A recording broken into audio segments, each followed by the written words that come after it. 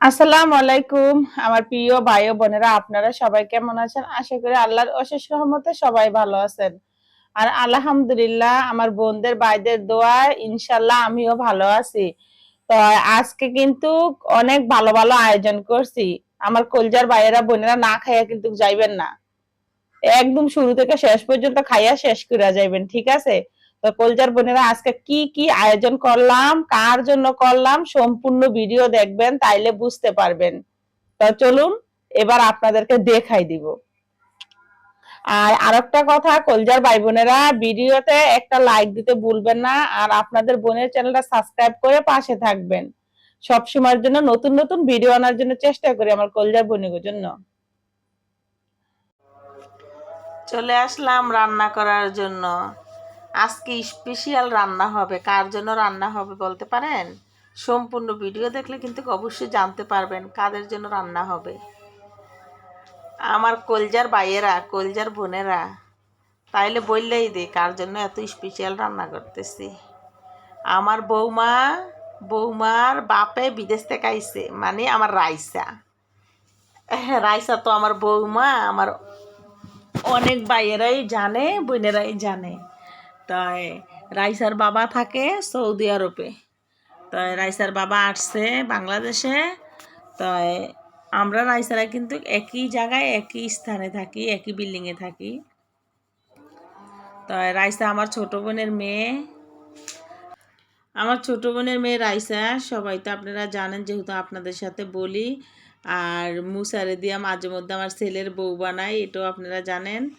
তাই আমার বৌমার বাপে সৌদি আরব থেকে আসছে আর কি। তাই আমাদের বাসায় দাওয়াত করলাম।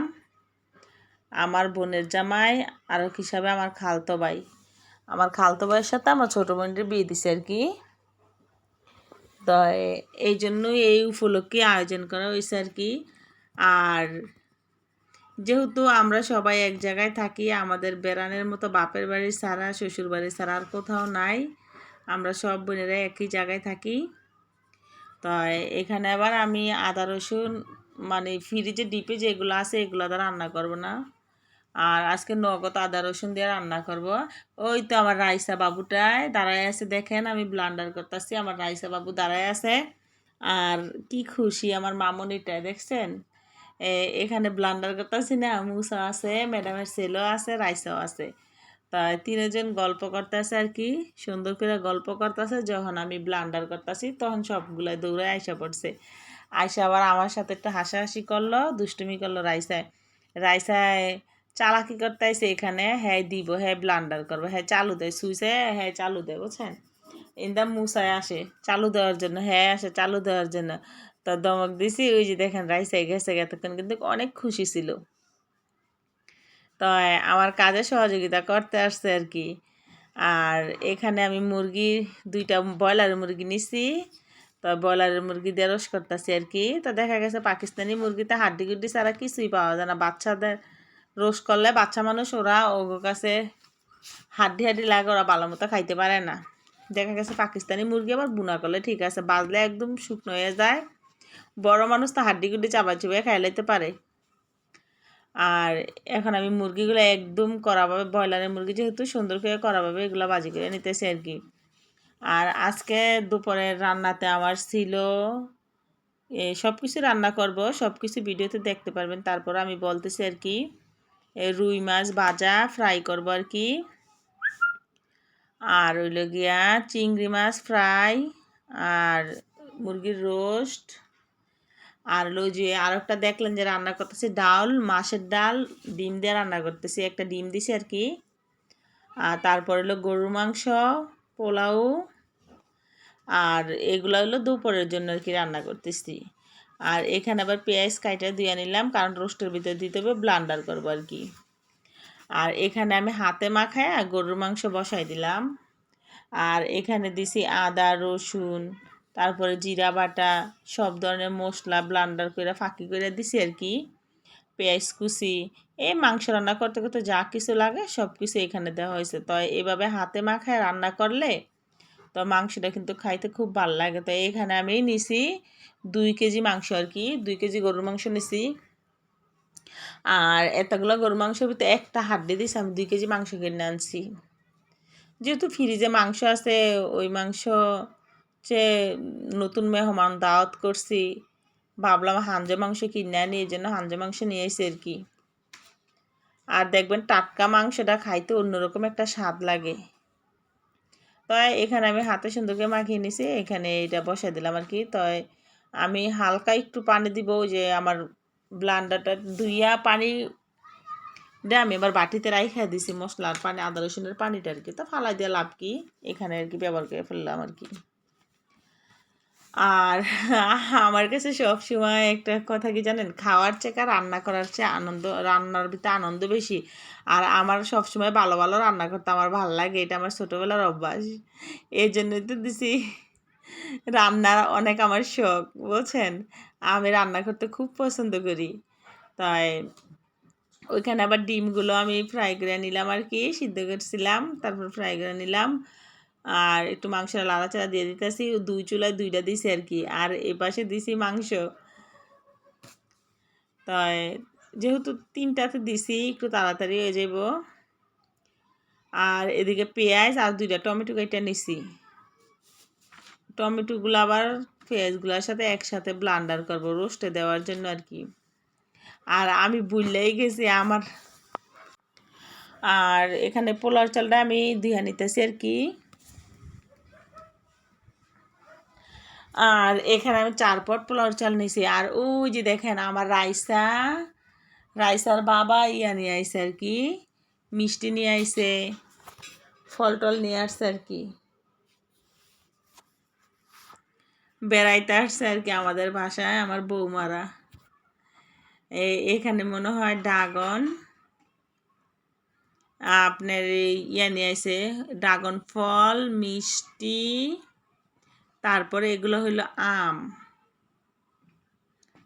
এগুলো রূপালি আম নিয়ে আইসে। এখন কিন্তু আম 300 টাকা কেজি হয়ে গেছে। তো এখানে আম নিয়ে আইসে বেড়া, ড্রাগন ফল, মিষ্টি, তারপর মালটা, তারপর আছে আপেল।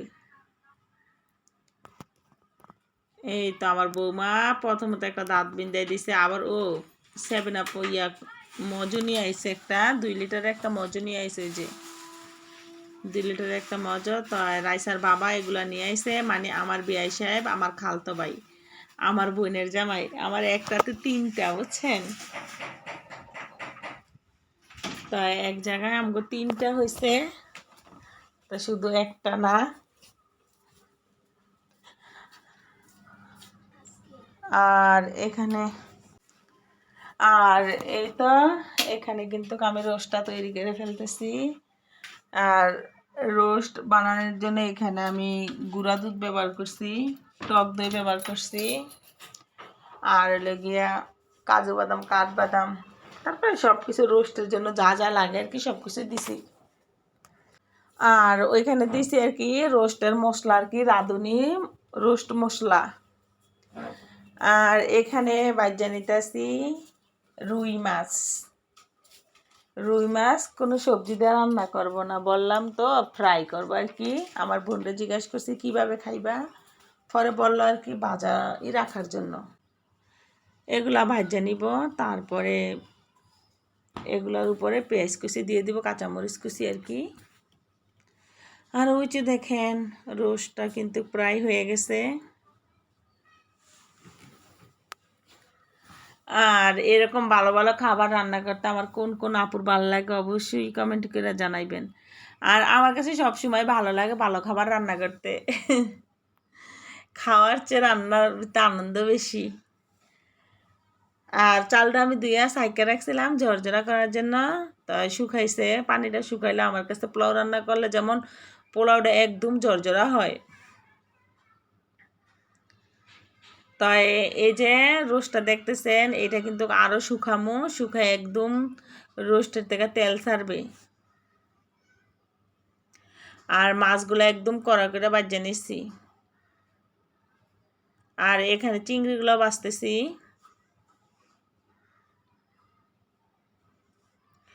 আর আমাদের বাসায় কিন্তু আমার মাও আছে, আমার ভাইও আছে, তারপর আমার রাইসা বৌমা আছে, তো তারপর রাইসার বাবা মা, রাইসার আপু, সবাই মিলে একসাথে খাওয়া দাওয়া হবে আর কি।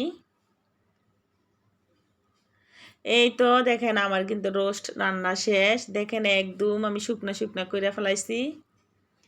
আর আমার রান্নাগুলা কার কার পছন্দ হয়েছে অবশ্যই কমেন্ট করে জানাইবেন। আর এখানে আমি দিছি পেঁয়াজ কুচি আর কাঁচামরিচ কুচি। এগুলো আমি চিংড়ি মাছের উপরে দিয়ে দিলাম, যেহেতু চিংড়ি মাছ আর হইলে গিয়া রুই মাছ একসাথে পোলাওর সাথে দেওয়া হইব, এই জন্য একটার ভিতরে সবগুলা পেঁয়াজ কুচি আমি দিয়ে দিছি। আর এখানে বসাই দিছি পোলাও বাতার কি। আর পোলাও আমি ঘি দিয়ে রান্না করছি, আর তেল বেশি দেই নাই, ঘিটাই বেশি দিছি আর কি, তেল একটু ব্যবহার করছি। পোলাওর ভিতরে ঘিটা দিলে আবার একটা ভালো গ্রান আসে, এই জন্য ঘি দিচ্ছি।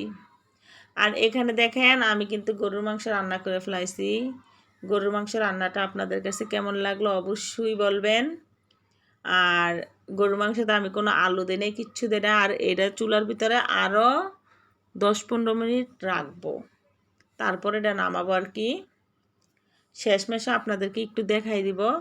আর এখানে আমি 4 পট পোলাও চাল দিয়েছি, যেহেতু আমার 3 পটের পাতিলের ভিতরে 4 পট তার ধরবে না, তো আমি 3 পটের ভিতরে রান্না করে ডাইলা দিছি। ওই যে দেখেন, এই তো গরুর মাংস, সালাদ, লেবু, তারপর চিংড়ি, ডিম,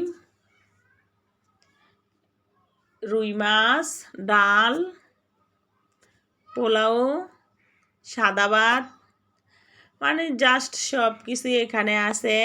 তো আমার ভিডিওটা যদি আপনাদের কাছে ভালো লাগে, আপু ভাইয়ারা একটা লাইক দিতে বলবেন না। আর চ্যানেলটা সাবস্ক্রাইব করে অবশ্যই পাশে থাকবেন, যেহেতু আপনাদের বোন আমি।